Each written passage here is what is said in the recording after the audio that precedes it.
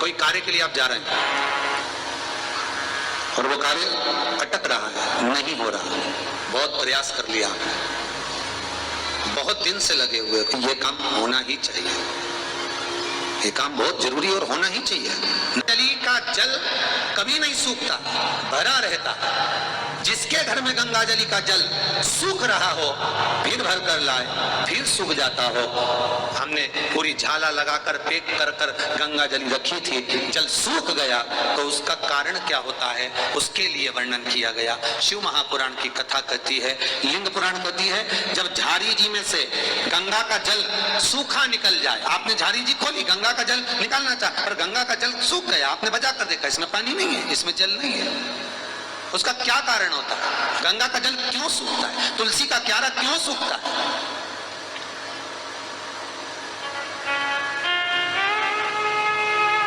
किस लिए सूखता है?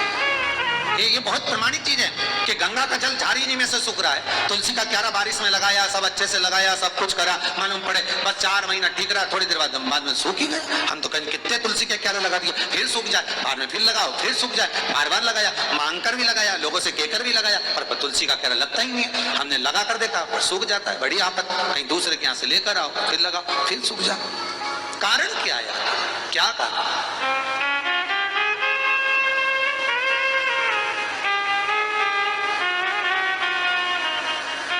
आज एक माता जी ने बहुत सुंदर प्रश्न किया था, अच्छा प्रश्न था, इसलिए थोड़ा ध्यान में है। माता जी एक बोली, कहने लगे, गुरुदेव हमने सुना है कि जिस बेलपत्री के वृक्ष में बेल का फल ना लगा हो, उस बेलपत्री की पत्ती शंकर को नहीं चढ़ाना चाहिए। हमने उन माता जी से पूछा, पहले ये बताओ कि कौन सी पुराण में लिखा है, कौन सी पुराण में किस जगह पर लिखा और कौन सा महाराज जी बोला, उनका नाम भी तो बताओ कि इनने बोला कि बेलपत्री में जब फल ना लगे तो उसका पत्ता ना चढ़ाए जब तक उसमें फल ना लगे। नहीं, बेलपत्री का एक नियम है, बेलपत्री के वृक्ष का एक नियम है, बेलपत्री के पौधे का एक नियम है। पौधा बहुत छोटा है, बहुत छोटा, तो उसकी पत्ती ना उतारे। एक तो बहुत छोटा, ऊपर से आपने पत्ती निकाल ली तो वो तो बेकारी हो जाए ना, उससे सूख ही जाएगा। बहुत छोटे पौधे की पत्ती नहीं निकालना। बेलपत्री के पौधे का नियम है, आपके ऊपर बेलपत्री का वृक्ष का छांव पड़ने लगे, उसकी डाली आपके मस्तक से ऊंची हो जाए, उसकी छाया, उसकी पत्ती की हवा आपके मस्तक पर लगने लगे, तो उस बेलपत्री के पौधे की पत्ती उतार कर आप शिव को चढ़ा सकते हो। पर यह नहीं लिखा कि उसमें फल नहीं लगे तो चढ़ाओ मत, ऐसा प्रमाणिकता नहीं, ऐसी प्रमाणिकता नहीं है कि आप बेलपत्री का फल नहीं होगा महाराज तो आप ना चढ़ाएं। बेलपत्री के फल है, वृक्ष जब बड़ा होगा तो उसमें फल तो लगेगा ही।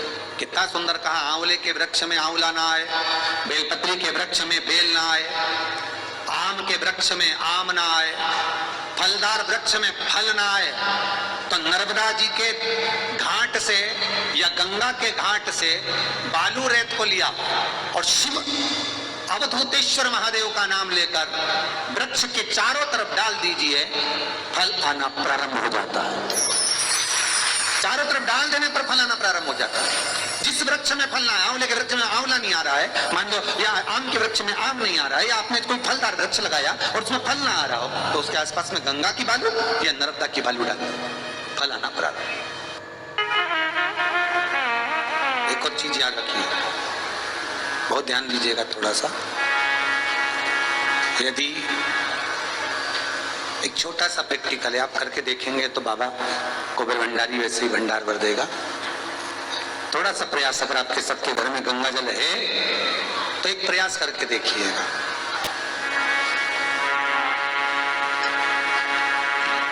कोई कार्य के लिए आप जा रहे हैं और वो कार्य अटक रहा है, नहीं हो रहा, बहुत प्रयास कर लिया आपने, बहुत दिन से लगे हुए कि ये काम होना ही चाहिए, ये काम बहुत जरूरी और होना ही चाहिए, नहीं हो रहा। एक कटोरी में गंगा का जल निकाल लीजिए महाराज, और कटोरी में गंगा का जल निकाल कर तुम्हारे घर में एक सिक्का पड़ा हो, 1 रुपया, 2 रुपया, 5 रुपया, कोई सा भी एक सिक्का पड़ा हो, जो भी सिक्का पड़ा हो, कुंदकेश्वर महादेव का नाम लेकर, जहां परिंदा होता है, पानी का मटका होता है, पितरों का स्थान होता है, हंडा भरते हो, मटका भरते हो, उसके पास में उस कटोरी को रखकर 1 का सिक्का, 2 का सिक्का, 5 का सिक्का, 10 का सिक्का, जो तुम्हारे पास सिक्का पड़ा हो, जो भी तुम्हारे पास पड़ा हो, वो सिक्के को हथेली में लेकर कुंदकेश्वर महादेव का नाम लेकर उस कटोरी में डाल दीजिए और उस जल को नैनों से लगाकर आप काम के लिए निकल जाइए। वो काम आपका सफल होकर ही रहेगा, छूट नहीं सकता। गंगा के जल में वो बल होता है, और आप जो सिक्का डाल रहे हो वो ये समझ कर डालें कि कुंदकेश्वर महादेव को मैं गंगा में स्नान करने के लिए। हमारे यहाँ पहले हमने भी देखा, आपने भी देखा होगा, किसी जब बारिश नहीं होती है या कोई काम अटक जाता है, जब बारिश, तो क्या करते थे पहले के जमाने में कि मंदिर को पैक कर दो, उसमें पानी भर दे शंकर जी के ऊपर। आपने कई जगह देखा होगा, उसमें शिव जी को डुबा, तो किसके लिए डुबाते थे? कुंदकेश्वर महादेव के लिए। ये नियम है कुंदकेश्वर महादेव का। पर आज के जमाने में तो चमकेश्वर महादेव है तो उनको भी डुबा दे, गुप्तेश्वर महादेव है तो उनको डुबा दे। ये उनके लिए नहीं है। कुंदकेश्वर महादेव किनका नाम है? जम के बोलिए, कुंदकेश्वर महादेव। ये कुंदकेश्वर महादेव को उस कटोरी में, उस बाटकी में सिक्के को, और फिर जब आपका काम हो जाए, आप जिससे मिलने गए हो, जैसे काम की बात करने गए और काम हो गया, तो वो जल ले जाकर सिक्के के साथ, सिक्का तो डालो मंदिर में, कहीं दान पेटी आदि में, और वो जल भगवान कुंदकेश्वर के नाम से शिव जी को समर्पित कर दो। बाबा से विनती करो, बहुत बहुत साधुवाद है बाबा, आपने मेरी लाज रखी, मेरी कृपा बनी रहे, बस ये सुख मिलता है।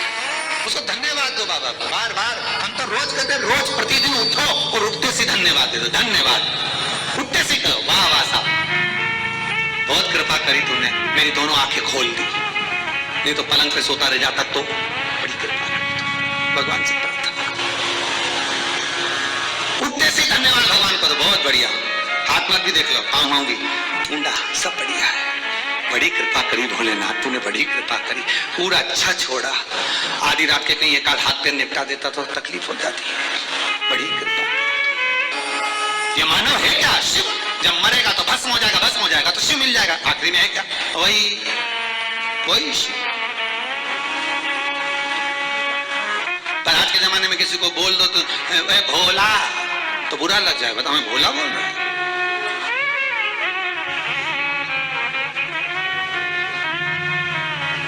परसों के दिन किसी पत्नी का फोन आया था ऑफिस में, कह रहे थे हम हमारे पति का नाम चेंज कर रहे हैं। हमने कहा तुम्हारे पति का नाम है क्या? पूछ आशीष जरा पूछ तो कि भेरू। हम चेंज कर, तो चेंज करने से क्या हो? भेरू केवल उसी का ही नाम है क्या? जगत में ढेर भेरू, मंदिर में भी भेरू बैठे, पर अपने हृदय को तो समझाओ कि ये भी भेरू से कम है क्या? कभी भी भटक जाता है, कभी भी भेरू बन जाता है। 2 मिनट में ऐसा हो जाए और 2 मिनट में गंगा का जल हो जाए। कई बार तो सोचे अभी तो भेरू चढ़ गया था, थोड़ी देर में गंगा जल चढ़ गया, इसके समझ में नहीं। तो चित्तवृत्ति, पतंग उड़े आकाश माने, डोर थारा आत्मा, उस शंभु मारी पतंग ऊंची राखना। वो कोई नहीं काटेगा अगर शंकर ने साध कर रखी है। अच्छे पेज लड़ाना जानता है वो, कहां से लेके कहां जाए, कब ढील दे कब काटे, ये उसी को मालूम है। इतनी ढील दे देता है, इतनी ढील वो बाद में खींचता है।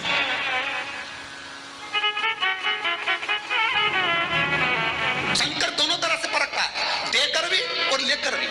एक बार शिव, अगर तुम्हारे पास में कुछ भी नहीं है ना, तो शंकर के ऊपर भरोसा रखो, कुबेर भंडारी पर भरोसा रखो, कुबेरेश्वर महादेव पर भरोसा रखो, शिव महापुराण पर भरोसा रखो, शंकर के शब्द पर भरोसा रखो। और एक बार अगर तुम्हारे पास कुछ नहीं है तो शंकर से कहकर देखो, बाबा एक बार देकर भी देखेगा, तुम्हें खूब देगा।